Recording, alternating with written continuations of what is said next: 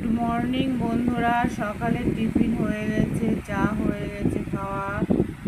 আর এদিকে উচ্ছে আলু কাটা আছে, এদিকে লঙ্কা আছে, আর এদিকে আছে কালকে মাছটা আমি ভেজে রেখেছিলাম। তো আজকে আমি উচ্ছে আলু দিয়ে চারাপোনা মাছ রান্না করব। তা তোমরা উচ্ছে আলু দিয়ে কে কে মাছ দিয়ে কে কে খাও অবশ্যই জানিও। তা আমার যেহেতু সুগার আছে সেই জন্য আমি উচ্ছে দিয়েও মাছ দিয়ে করি, ভালো লাগে টাটকা মাছ দিয়ে করলে। তো এদিকে আমি কড়াই বসিয়ে দিয়েছি। আজকে আমার অনেক শরীর খারাপ, তাই আমি নিজেকে দেখাচ্ছি না। তা তোমরা আমার রেসিপিটা আমি কিভাবে বানাচ্ছি এটা অবশ্যই দেখো। তো দেখো বন্ধুরা, ভাজা মাছটা আমি আর একটু ভেজে নেব। ওই মাছ ভাজার তেলে আমি আলুটা ভেজে নেব। আলুটা লাল লাল করে ভেজে নিয়েছি। দিয়ে দেব কটা লঙ্কা, আর দিয়ে দেব পরিমাণ মতন লবণ, পরিমাণ মতন হলুদ, দিয়ে দেব পরিমাণ মতন জল। দেখো বন্ধুরা, জাল হয়েছে 2 মিনিট। এই পর্যায়ে আমি উচ্ছেগুলো দিয়ে দেব।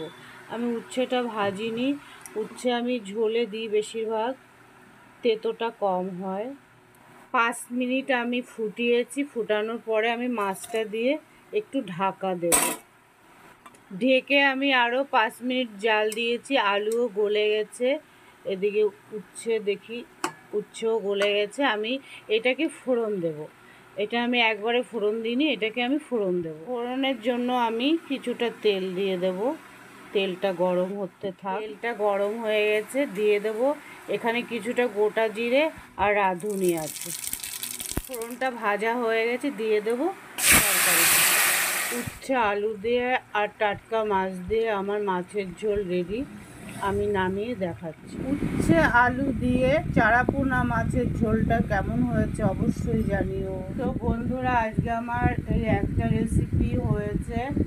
আর এদিকে ভাত প্রায় হয়ে এসছে, আর ওইটা আলু ভাজা আছে, আমি খাবো না ওটা। আর আছে ফ্রিজে, কালকে যারা আমার ভিডিও দেখেছো তারা হয়তো জানবে, মাছ পাতুরি করেছিলাম কলাই পাতায়, ওটা আছে। আর আছে আমের টক। আর কিছু করবো না, শরীরটাও ভালো না। তা আজকে আর আমি নিজেকে দেখালাম না, খুবই শরীর ক্লান্ত। তা সকালে ডাক্তারের কাছেও গেছিলাম। আজকে এই পর্যন্তই তোমাদের সঙ্গে শেয়ার করলাম। তোমরা ভালো থেকো, সুস্থ থেকো। আমার ভিডিও এখানে শেষ করছি। Bye, tata.